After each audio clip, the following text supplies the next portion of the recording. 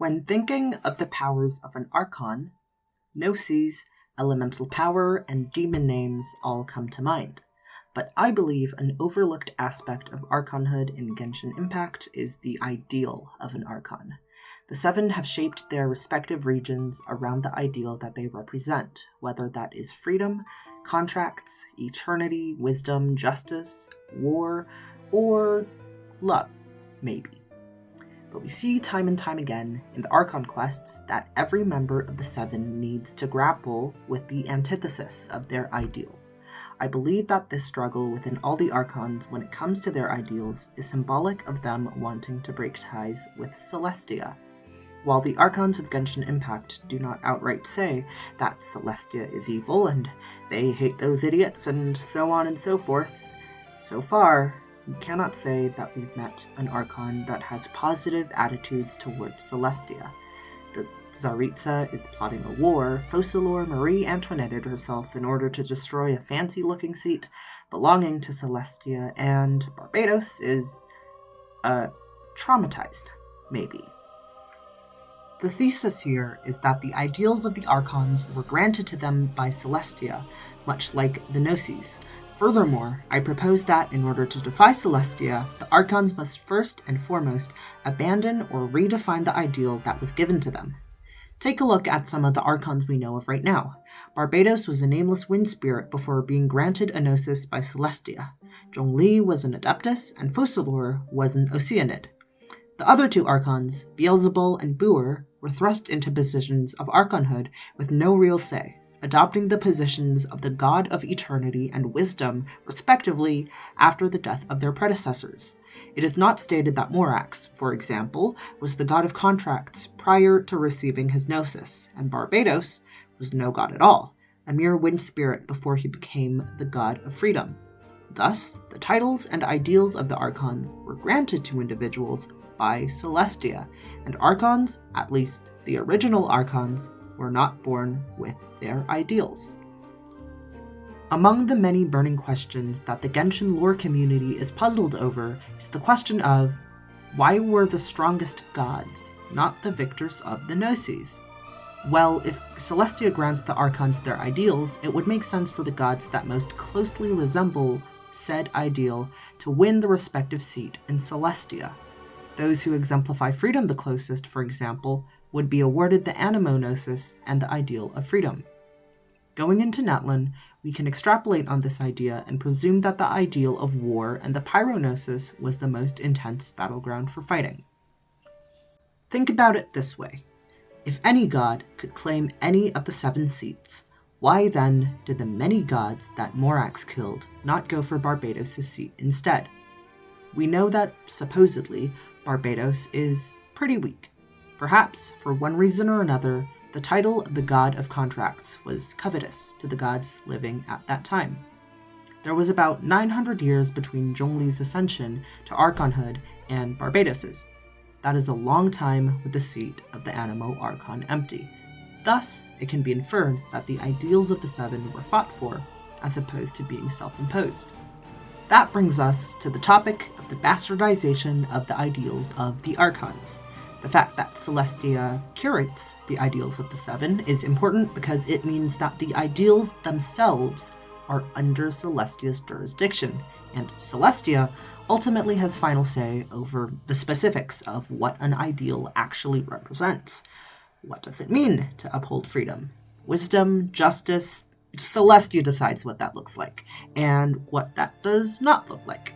Throughout the Archon quests, the adverse effects of an Archon's ideal is highlighted, as the Archons often take their ideals to an extreme position that ends up harming their own people.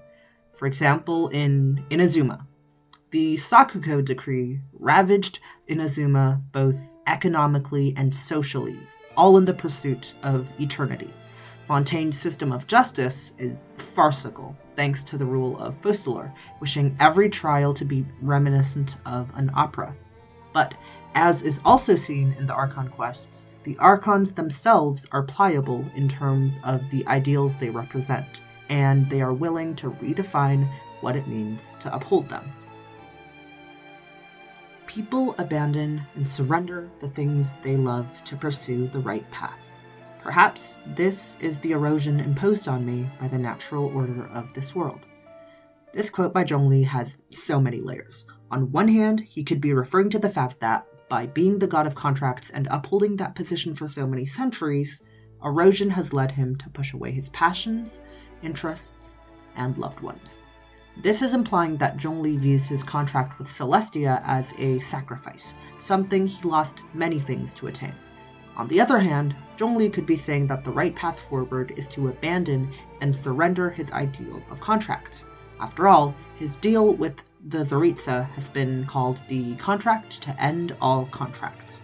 It is clear that Zhongli has started to stray away from the harsh and obligatory nature of a contract imposed upon him by Celestia.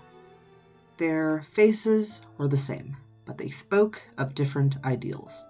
This quote from Raiden Shogun's 5th character story reveals that after much introspection, after the whole Inazuma plot, Ei's definition of eternity has strayed away from the Shogun's ideal of perfect and absolute eternity. The Shogun's concept of eternity is a stagnant, static Inazuma, paralyzed by fear of change, refusing anything that might disturb the tranquility of the island nation. While Ei originally shared this belief, and, that's kind of why she built the Shogun in the first place, her views on eternity are much like her twin Makoto now. And I find that extremely touching. She is learning to cherish every moment within space and time, encouraging Inazuma to adapt to the changing world and striving to obtain eternity that way. While Zhongli and Ei have the most examples of instances where an Archon has recontextualized their ideals, they are not the only ones. Barbados questions what freedom means if demanded by a god at the end of the Mondstadt story quest. Focalors straight up annihilated herself and her throne in defiance of Celestia. And let's not forget about the Tsaritsa, whom most likely is the god of love, but has since fully rejected her assigned ideal. In fact, the Tsaritsa and the lore tidbits we have surrounding her is what inspired this video. There's all this love imagery surrounding Snezhnaya, the Cryo Archon, and the Snezhnayan characters we know of so far. Child talks about how the Cryo Archon is actually a softie, but had to harden herself. Wanderer calls love a sin, and Arlecchino's orphanage, the House of the Hearth, is said to be a loving family. So what? The Archons, one by one, are slowly redefining the ideals that Celestia granted them. Why is that such an important factor in the story going forward? Well, for one, it tells us that the Archons themselves are not bound to the rigid nature of their own ideal, and, should they choose so, decide that the meaning Celestia has placed on their ideals are null and void. Freedom, wisdom, justice, they are all very vague concepts. It would be natural for an Archon, even a nation, to explore all the different facets their ideals may carry. The fact that the Archons are even willing to question their ideals also insinuates and hints that they would be willing to defy Celestia's orders, perhaps even fight on our side, should the day come where we have to, say, fight the heavenly principles. Perhaps it's clear to you that the Archons would be on our side the day we fight Celestia, but the fact that the Archons are already starting to question their ideals and their place in the world signifies that the so-called laws of Teyvat, its principles and ideals, are all coming undone. It's just a matter of when it all snaps. When an Archon openly declares war against the divine. Not if.